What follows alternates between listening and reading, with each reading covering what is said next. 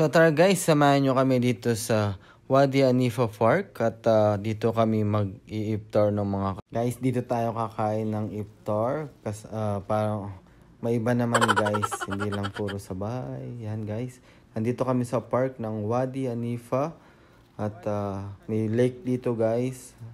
Samahan nyo kami guys, let's go. Sa park kami. Wadi Hanifa.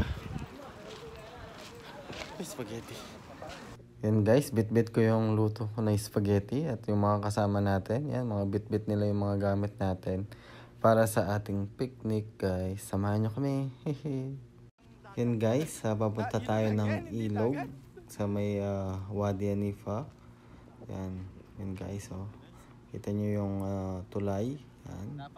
Tandaming tao dito guys, nagpipiknik. Ayun guys, at magsiset up na kami ng place namin. So ayun guys, magsiset up na kami. At ayun guys, naririnig niyo ba yung sounds? Nakaka-relax, diba? Nature na nature talaga. So ayun guys, dito kami magsiset up. Yan, and nandun na yung mga yung lamesa namin guys. At yung mga pagkain namin. Ayan nyo guys. Ayan yung view guys, yun yung park. And of course, set up ko na yung upuan ko. Yan, may kanya-kanya kami dalang upuan guys. Yan guys, at madalang lang kaming pumunta dito sa park na to. Kung hindi lang Ramadan, baka hindi kami nakapunta dito guys. So yun guys, at nakaset up na kami. At mamaya kakain na kami pag pwede na. Pag putor, pwede na kami kumain. Yan, para sabay-sabay kasi guys, sa Ramadan pa may oras yung kain sa pag Ramadan guys. So yun guys, napakaganda ng view dito. At yan pala yung pagkain namin guys. May dala kaming, bumili kami ng kabsa. Yan, chicken kabsa with rice. Yan, ayusin lang natin. Ganyan talaga yan guys, kinakamoy yung kabsa na yan. Lalo na nandito kayo sa Arab country. Nandito tayo sa Middle East, kaya okay lang yan. Basta malinis yung kamay guys. At syempre meron tayong samosa. Yan, beef samosa guys. Masarap yan guys, napaka-crunchy. At ang sarap ng laman niya sa loob. Kumbaga sa atin, para siyang lumpiang Shanghai.